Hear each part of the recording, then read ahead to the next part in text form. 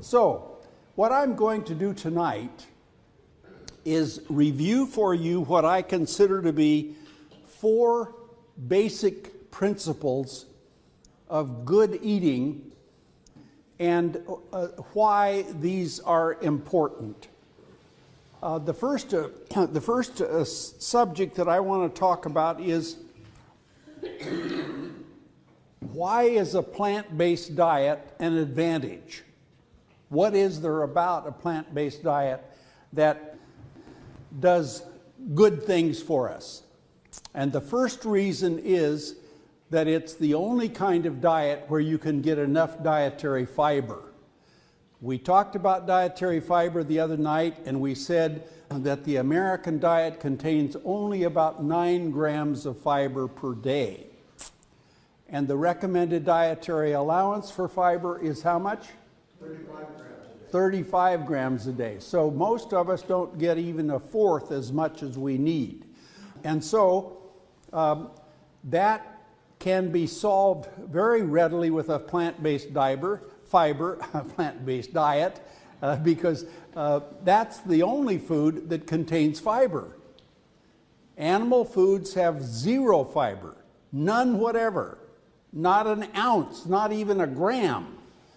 You don't get any fiber in any meat, you don't get any fiber in any egg, you don't get any fiber in any cheese or dairy product. And so those foods which make up the basis for the American diet are fiber-free. And that's why the American diet contains only about 9 grams of fiber per day. And that leads to some serious health problems. We talked about what those problems were. What were they? Pardon? Colon cancer, certainly one of them. Diverticulitis. Not only colon cancer, but a lot of other kinds of cancer as well are related to this.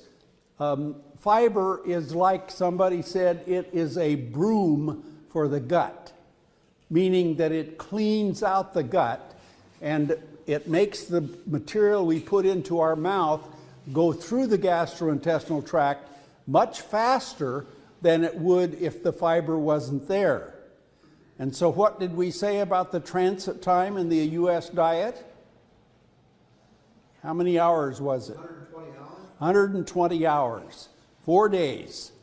Whereas the transit time on a 35 gram per day fiber diet is 8 hours. 24 hours, 1 day. So the transit time through your gut is shortened 4 times by a high fiber diet, and therefore the bad things that are in your diet are in contact with your gut for a much shorter period of time. And that's extremely important because we all ingest poisons in our food. Poisons that are not necessarily what we would choose, but nevertheless they are chemicals that get put into our food in the process of agriculture, in the process of fertilization, in the process of air pollution, and all of the things that our food is exposed to as it grows. Pesticides, right. And so the faster we can get those through the gut and out, the better off our bodies are going to be. So that's the number one reason why dietary fiber is fundamentally important to good health. Probably the most important single nutrient that we take in terms of its effect upon our health. And that's not because it is something we use as energy, it's something that we don't use as energy, and yet it has a profound effect upon the way our gastrointestinal tract functions. Okay?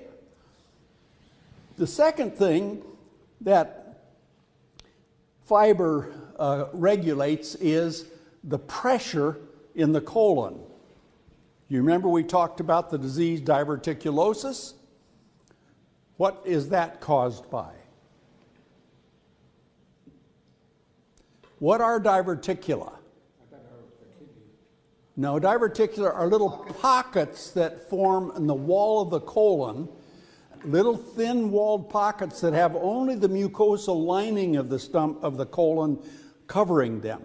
So they don't have a muscle layer. And so if the pressure in the colon rises above a critical level, what's going to happen to those little divertics? They're going to rupture. And what happens if one of those ruptures? You got big problems. You have stool now in your peritoneal cavity. Anybody know what that does? What do we call it?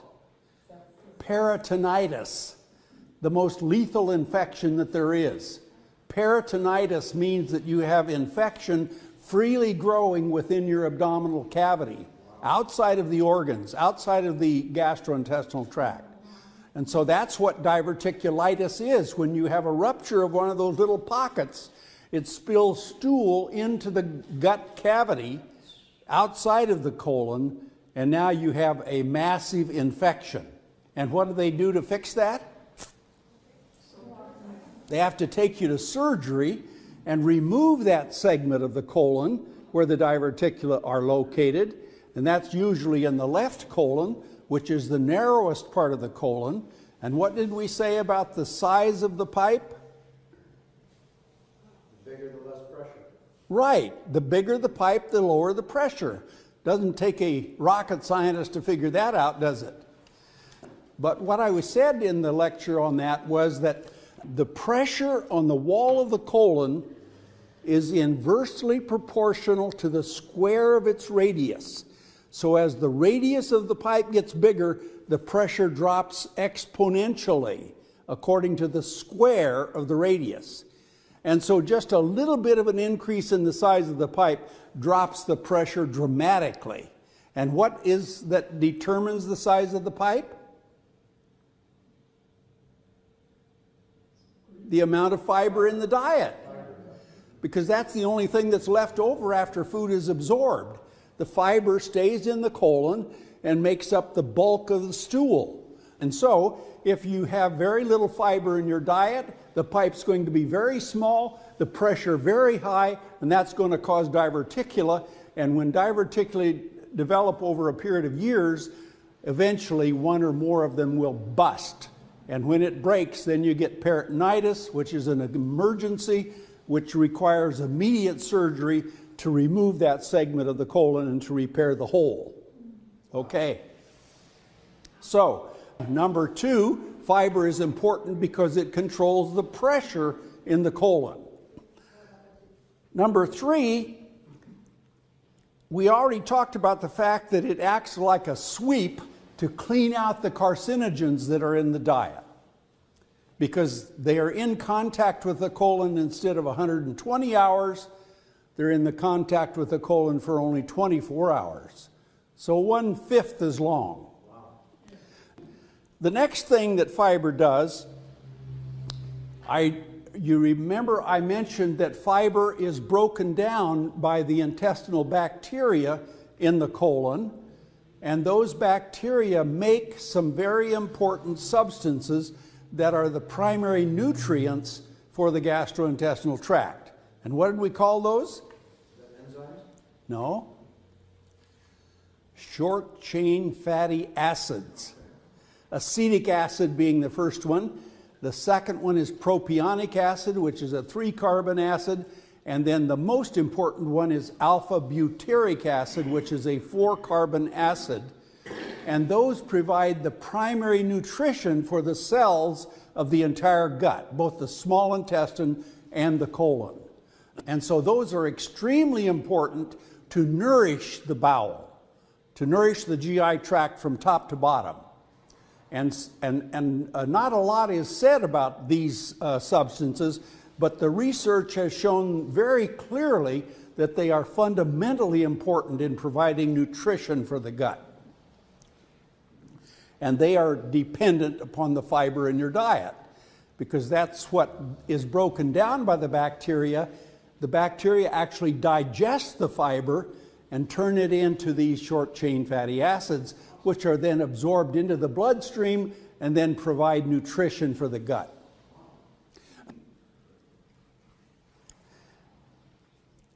The last thing I want to mention is that there is a difference between soluble fiber and insoluble fiber. You've all heard that, I'm sure. What kind of fiber would you consider to be insoluble? Celery strings. Celery string, no. Celery has very little fiber in it. Grain? Fiber, most people think they get a lot of fiber from eating salads. Fiber is not present in salads. Celery, lettuce, and those foods have almost no fiber. Beans, lentils, peas. Beans and lentils are a high source of fiber, and the kind of fiber that those products have is insoluble fiber. And that's the kind that's very important in the colon, because that's the kind that is the residue. Now, there's another kind of fiber that we call soluble fiber, and that is present in things like oatmeal. Oatmeal is very high in soluble fiber. What about nuts? Nuts have both kinds. But oatmeal is important as a food because when you have a lot of soluble fiber in your gut, it decreases the absorption of fat. And so cholesterol is poorly absorbed if you have a lot of soluble fiber in your diet. Therefore, it lowers your blood cholesterol and your blood lipid levels, which are bad for heart disease. So keep in mind that your body needs both kinds. It needs both soluble and insoluble fiber, and you get a variety of these from a variety of different foods. We've already talked about the kinds of foods that are high in fiber. We mentioned that bran cereals are high in fiber. They're the highest fiber containing foods that you can buy, particularly those that have the word bran in the name, like All Bran and Fiber One, both of which have 13 grams of fiber per serving. Okay? And how much do we want to get per day in our diet? 35 grams. 35 grams. And how are we going to do that? You're going to eat. Vegetable diet. But how do you do that? We talked about breakfast. What does the word breakfast mean? You're breaking a fast. Your body has been on a 12-hour fast since supper time until breakfast. And so if you're breaking a fast, your body is now the most depleted that it's going to be of any time during the 24-hour cycle, and that's the best time to get the fiber in your diet, because it's the only time that most of us eat cereal grains. And cereal grains are the number one source of fiber. Cereal grains, like whole wheat, oatmeal, and what did I say in the way of fruit to help add fiber to it? Berries, the berry family. Blueberries, blackberries, raspberries, and strawberries. All of those are very high in fiber. And they all taste good. And so they make the sawdust that you're eating with the other food taste good. I mean, I know people that say they wouldn't eat all bran for anything because it's like hog food. Well, if you add a half a cup of berries to it, it doesn't taste bad at all. It really tastes good. And so having berries with your cereal in the morning is a very important thing to do.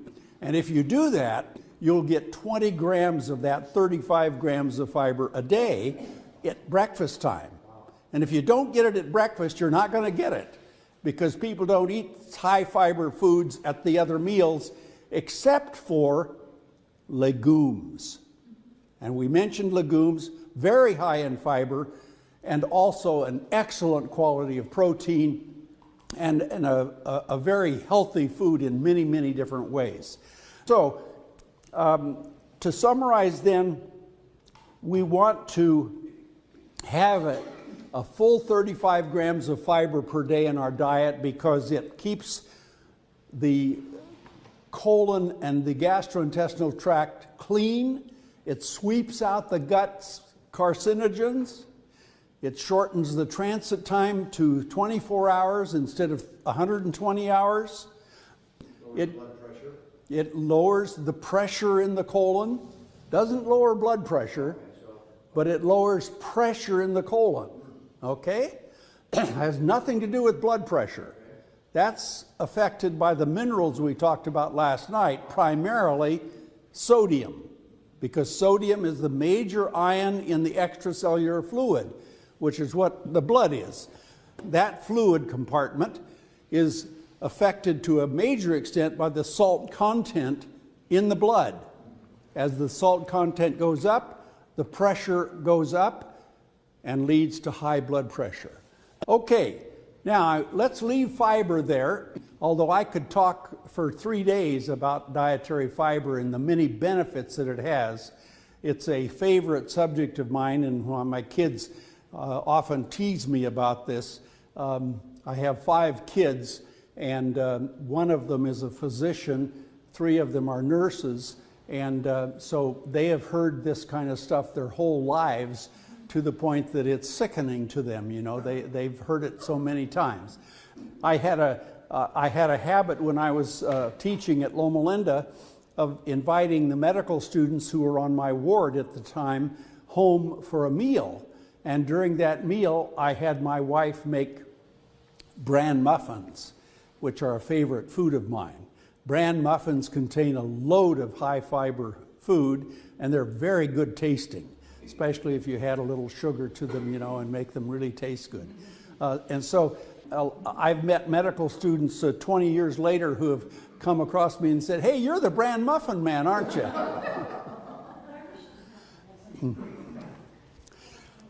Okay, so the next subject I want to just talk about a little bit is the intake of fat and saturated fat in the diet. We've already discussed the fact that coronary heart disease, which is the #1 killer in the American population, which kills 630,000 people per year in our country, is caused by the accumulation of cholesterol plaques within the coronary arteries. And not just in the coronary arteries, but in the arteries all over your body. So you can have a stroke because of the plaques building up in the arteries that feed the brain, or you can have a heart attack if it's in the coronary arteries. The coronary arteries are 2, and there is the right and the left coronary, and when those become blocked with cholesterol deposits, then you have a heart attack. And what is a heart attack? It's where the muscle in the wall of your heart dies because of lack of blood supply. And when you have a muscle that doesn't have blood supply, what's going to happen to that muscle? It's going to die. And that's what causes this extraordinary high number of deaths in the American population, because our arteries in this country are full of cholesterol, loaded with cholesterol. And not just cholesterol, but also other fats, which we call saturated fats. And what's the difference between a saturated fat and an unsaturated fat? Anybody know the difference? One's plant-based and one is No, animal-based. no. You can get both from both. Water-based. Pardon? Water-based. No, it has nothing to do with water. It has to do with how saturated the fat molecule is with hydrogen. When a fat molecule is fully saturated with hydrogen and has no double bonds, we call that a saturated fat, and it's saturated with hydrogen. An unsaturated fat is a fat that has lots of double bonds between the carbon atoms, and therefore not as many hydrogens attached to it. Each carbon atom has 4 attachments, 4 different places that a chemical can be added to it. And if all 4 of those places are attached to a hydrogen or to another carbon, we call that a fully saturated fat. And the more saturated it is, the more it is likely to become a solid at room temperature.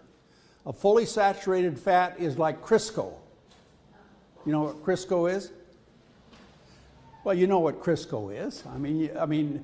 What's butter?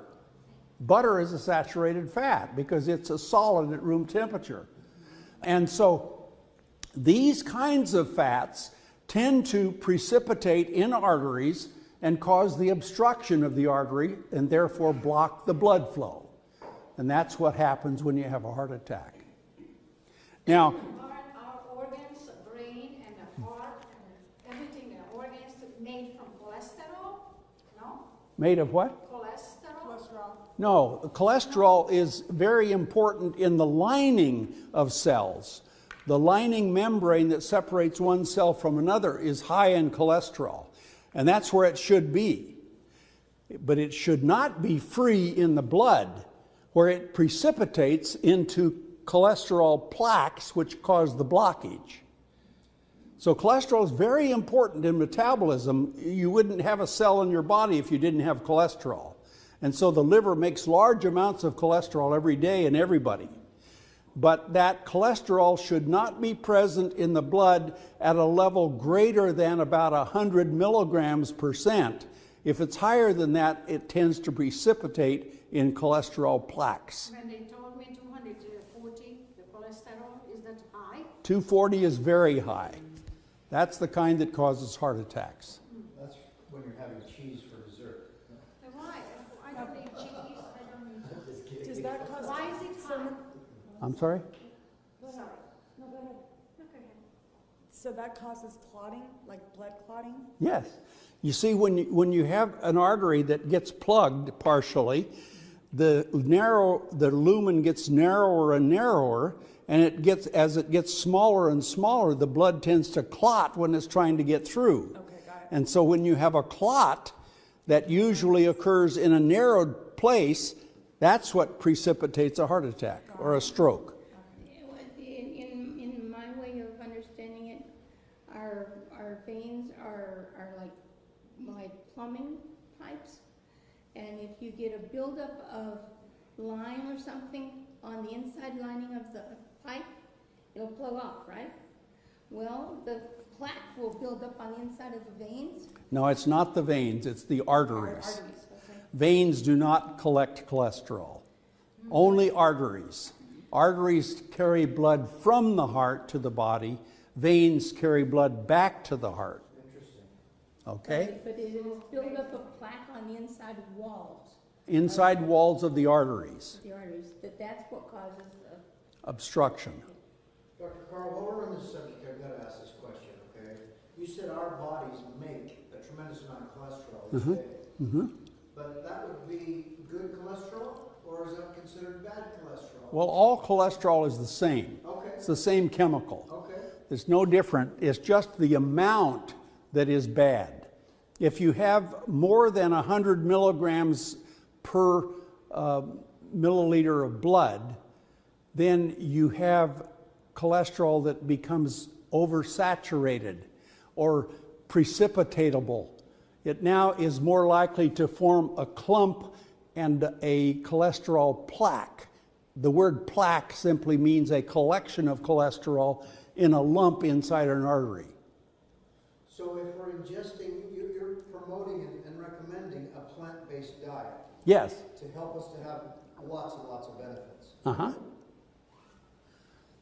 When we're ingesting animal flesh products, typically animal flesh products are high in cholesterol, are they not? That's right. And They're so- not only high in cholesterol, but they're high in saturated fat. The kind of fat I was describing a little bit ago that's fully saturated with hydrogen, and that tends to be cholesterogenic, meaning that it causes the body to make too much cholesterol. Okay. Okay? But when I don't eat meat, how come the cholesterol is high? Well, because you have the genes that cause your body to do it. And cholesterol making ability is a genetic endowment that we have from our parents. And so if you look at heart attacks, people who have a heart attack by age 40, most of them have a family history of coronary heart disease. And so your genes tell your body what to do. And if you have a set of genes that is defective, that says make too much cholesterol, that's when you have a heart attack. And can exercise help that type of? Certainly, exercise can help it, and a plant-based diet can help it. You can lower your cholesterol level, and you can lower the likelihood of having a heart attack by following a low-fat diet. How many of you heard of the word Esselstyn? Anybody hear the word Esselstyn? Dr. Esselstyn's family developed the Cleveland Clinic, which is one of the largest medical centers in the world. The Cleveland Clinic in Cleveland, Ohio, has been a famous medical center and is the home for one of the best medical schools in the country.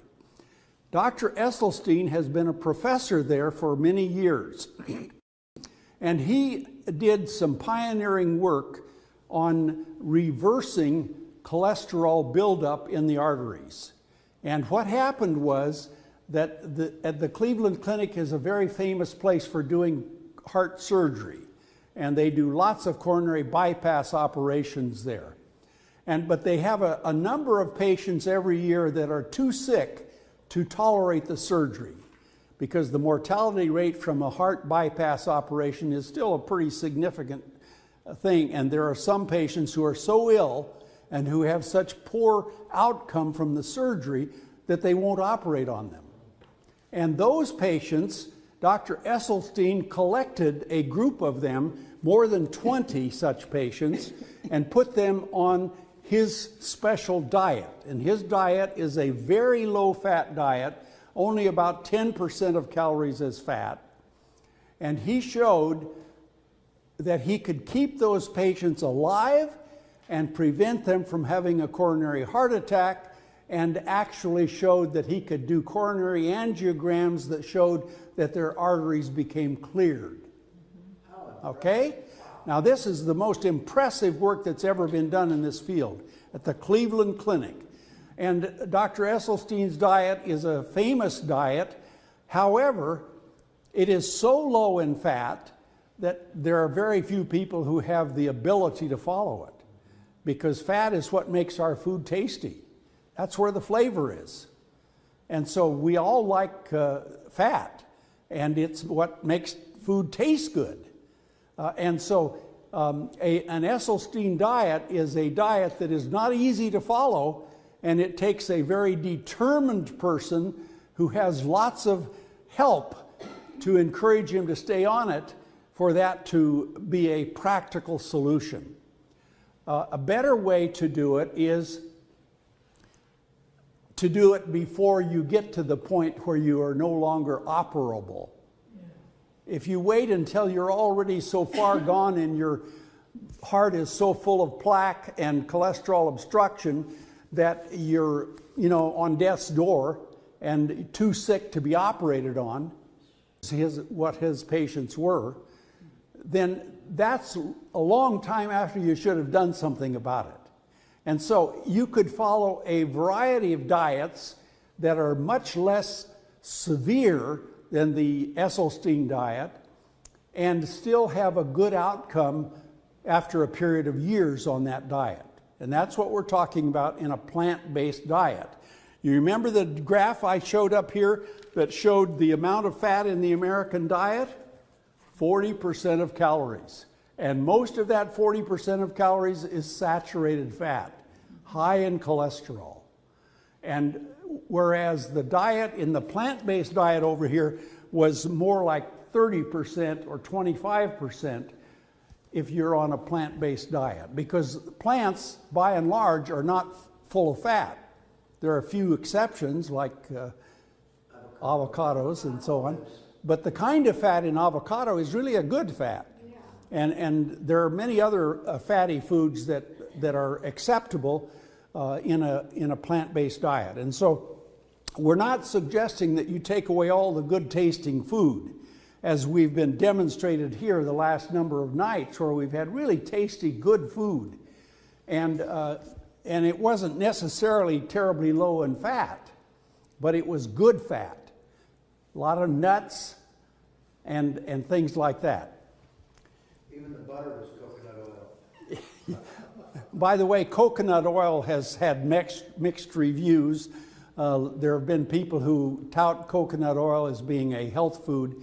It's not. And the best studies that have been done on coconut oil put it in a bad category. So I would not recommend anybody supplementing their diet with coconut oil. But it's still good for your skin and stuff, right? It may do something for your skin, but we're talking about your blood vessels. And what do I use when I cook? I use butter. You use what? Butter? Butter? Butter. There are better fats than butter. Much better. Olive oil? There's avocado butter, I'll get you some, there's some on the fridge again. No, when I cook this one, I can put avocado. You know, I don't have time to spend a great deal of time on which specific food you should eat. And that's why I use the word plant-based diet. Most plant-based foods are healthy. There are exceptions, certainly. There are cancer-causing plants. And so you have to keep in mind that where your food comes from and what its origin is and what's been added to it in the processing and in the preparation and so on. So I want you to keep your head screwed on straight, and I don't want you to go out of here saying that this doctor who is supposed to have a master's degree in nutrition has told us to eat this food or this food. I'm not saying that. I'm saying that if you eat a plant-based diet, it's going to be a more healthy diet than an animal-based diet. Now, there is something that has just occurred that I want to tell you about at this point. The Loma Linda Health Study is a study of 100,000 people that has been going on for the last 20 years. That study was designed to ask the question, is a vegetarian diet more healthful than a non-vegetarian diet? That's what it was started out with. They have now enrolled over 100,000 people in that study, and of that 100,000, about 85,000 of them are lacto-ovo-vegetarians. Lacto-ovo-vegetarians means that they eat dairy products and they eat eggs. Okay? About 8,000 people in that study were vegan. And another 8,000 were pesco-vegetarian. You remember what we said pesco-vegetarian means? They eat fish. Okay. Now, the results of that study have just been published, just in the last few weeks. And what they have found is that of the three groups, the lacto-ovo-vegetarians, the pesco-vegetarians, and the vegans, there is almost no statistical difference in their longevity. So people who tell you that a vegan diet is necessary for you to live that extra 10 years, not true. It's not true. So don't sell yourself on a vegan diet simply because you have heard that it is somehow better. It ain't better. And it's statistically actually not quite as good as the lacto-ovo-vegetarian diet. One is 1.03, which is on the good side, and the other one is 0.99 on the other side. And the lower it is, the worse it is. And so keep in mind that there is no statistically difference between a pesco-vegetarian diet, a lacto-ovo-vegetarian diet, and a vegan diet. And so if you want to choose a diet, keep that information in mind. And there is no better study than this in the world. There is no study anywhere in the world that has over 100,000 candidates followed over a 20-year period. Question? In Hungary, I got the goat milk. Mm-hmm. And the salt thing was so good. Mm-hmm. But here, it's fully with the hormones. Mm-hmm. It's just different. And I don't eat that. I use some part, but Well, I eat organic. There's no significant difference between goat's milk and cow's milk. They both have very similar protein and very similar content of lactose and other stuff that's in milk. So there's no advantage one kind or the other, unless you happen to be a goat lover. No. Yes? In regard to the cholesterol, because my family has been known for high cholesterol. Mhm. And when I have gone to my doctor, they said, oh, your cholesterol is high, take this pill Mhm. and it will lower your cholesterol. So is that like in the vitamin or the minerals for your cholesterol? No, No, no. not at all? No, the drug they're talking about is called a statin drug, S-T-A-T-I-N. And there are about 6 different drugs that are all statin drugs, and they all work through exactly the same mechanism. And the way in which they work is that they inhibit the rate-limiting enzyme where cholesterol is synthesized. Okay? They inhibit HMG-CoA reductase. That's the name of the enzyme that is inhibited by a statin drug. And that's the drug that is used all across the world to reduce cholesterol levels. It's an important drug, it's a good drug to use, and it certainly has been shown to reduce the likelihood of having a heart attack. But would it, if you just ate a lot of oatmeal, would it reduce it? No, it would not. If you have a family history of coronary heart disease and have an elevated cholesterol, something over 200, then you need to be on a statin drug. I wouldn't even hesitate a minute, unless you happen to be one of the few people who are allergic to the drug.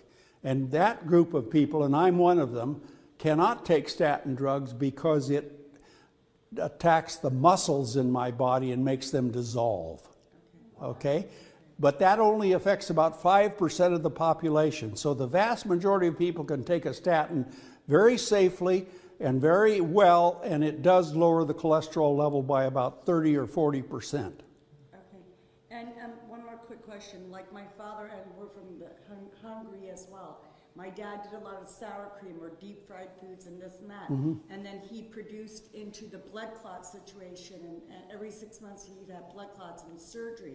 So if you stay, like if you go on this, Esseltine diet? yes, and you stay away from the sour cream and the fried foods and all that, most likely you will not end in the same situation as my father. Absolutely. That's correct. Okay. That's correct. There is a new drug that has just been developed within the last year that works through a different mechanism than the statin family. And this drug will lower the cholesterol level about another 40%. So if you take this new drug along with a statin, you can almost lower any cholesterol level that one might have. Even those who have a strong family history of coronary heart disease can be brought down to a safe level. And your doctor can tell you about that drug. Yes? But are probiotics really good for your gut? You hear about probiotics all the time. Probiotics, okay. Yeah. Should you take that every day? Yeah, probiotics are a category of bacteria that are healthy bacteria that compete with the bacteria in our body. I don't know that you all are aware, but every gram of stool in your colon contains 10 to the 14th bacteria. Wow. 10 to the 14th, 10 with 14 zeros. Wow. That's a big number. Way up in the billions and trillions. And so your gastrointestinal tract is a fermentation powerhouse. And it has not nearly all of the bacteria in the human gut have been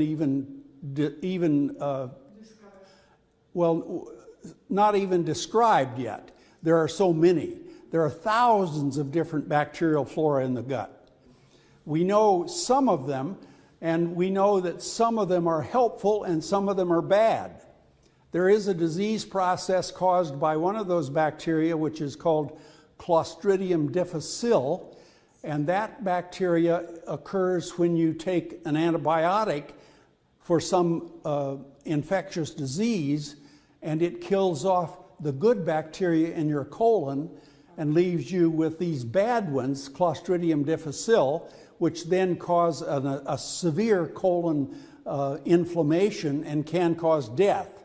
And this is a big problem in the United States, caused in many hospitals because there are so many antibiotics used to treat infection. And so taking a probiotic that contains the category of bacteria that are good will inhibit this bad bug from growing in the colon.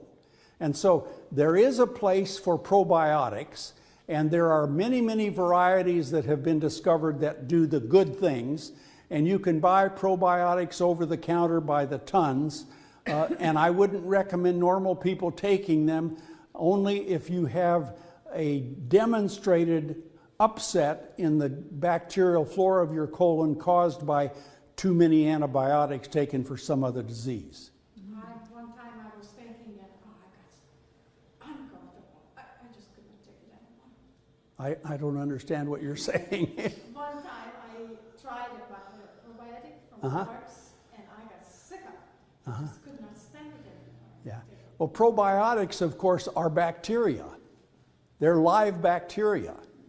They're good bacteria, and most probiotics do not cause bad symptoms, but obviously everybody's gut is different, and the bacterial flora that are growing in your gut may be totally different than the ones growing in his.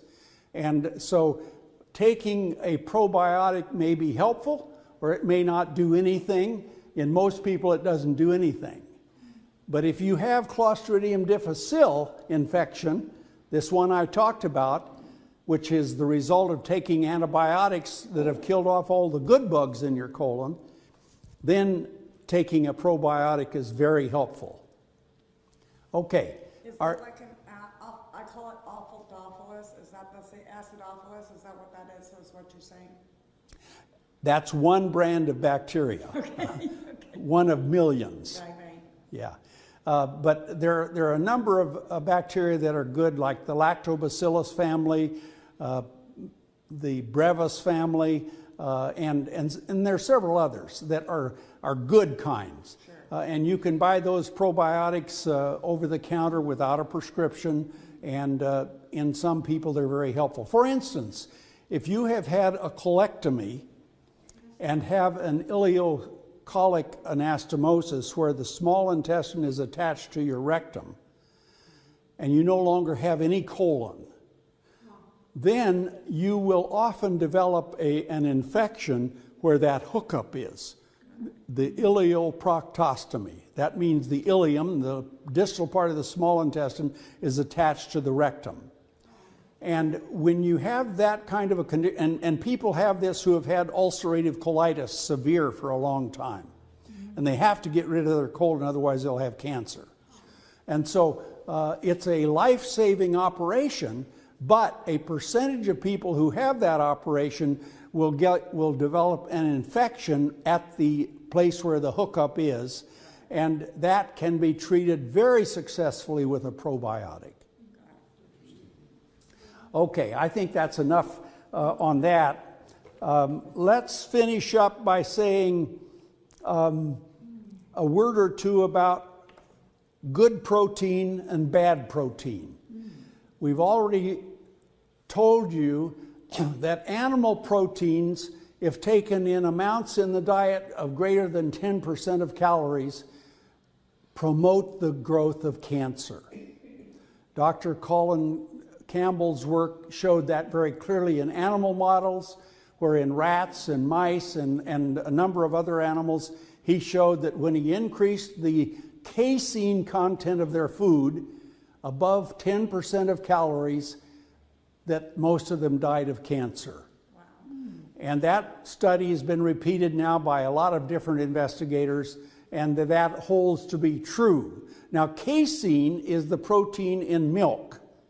There are lots of other proteins in animal products. In eggs, for instance, egg albumin, you all know about that stuff. It's one of the best proteins there is in terms of its amino acid content.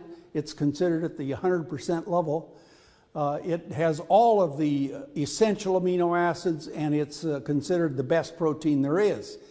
However, we said yesterday that you can get a good quality protein by eating a variety of fruits and vegetables. You don't have to eat them all at the same meal even. If you eat them in a 24-hour period, your body can put together the amino acids that are put in there from these various food sources and make an ideal protein for the proteins that your body needs. Now that's a terribly important concept to understand. Shall I repeat it? Yes. What I'm saying is that most vegetable proteins do not have a perfect balance of amino acids.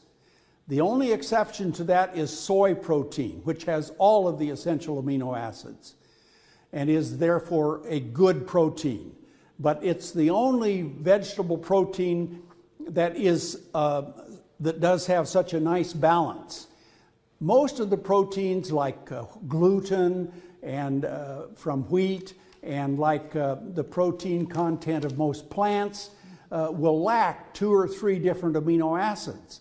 However, if you eat a variety of those, the protein is put together in the body and is circulating in the blood for a 24-hour period, and the body can choose those amino acids to make the protein that it needs. Are you with me? Yes. Okay, and so you don't have to eat all of the perfect protein at any given meal. As long as you eat a variety of food sources, you're going to get plenty of good protein. There's a lot of people that talk about the essentiality of protein in the diet. And it is important. If you don't have enough protein, you can become very seriously malnourished. I had the privilege of being in charge of the nutrition support team at Loma Linda University Hospital for 10 years. And during that period of time, we had a large number of patients who had Crohn's disease, which is a disease that affects the small intestine. And a lot of these people lost so much of their small bowel that they were no longer able to absorb enough nutrients to stay alive. And so they were essential nutrition cripples. And so what we did in those patients was to put a central venous catheter into their upper, the major vein that comes into the heart, the superior vena cava.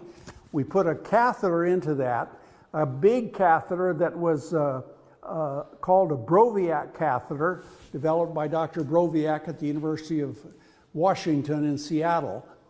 And I went up and spent time with him and learned about this technique. And so we had a group of these patients on whom we supported them for a period of years with total parenteral nutrition, TPN. Total parenteral nutrition means that they got all of their nutrients IV.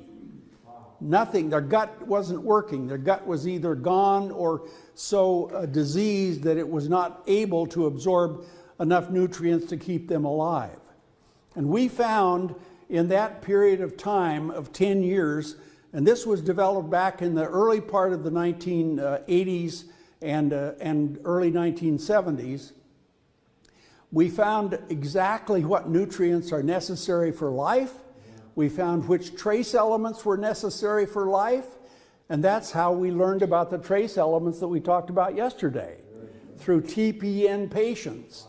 And we published data about that, and another famous gastroenterologist, nutritionist at the University of Toronto in Canada, Dr. Khurshid Jijiboy, was also a major investigator in this field, and he published a number of articles on his home TPN patients. We did, also the group from UCLA who had a large number of these patients, and those 3 groups have been the leaders in this development of home TPN in the world. Now it's every day. I mean, they do it everywhere now, but we have been able to define by that group of people what the essential nutrients are. Precisely what they need. How much protein, how much fat, how much carbohydrate, and what vitamins and minerals they need. And so we can write you a prescription now that will provide you with all the nutrients your body needs given IV.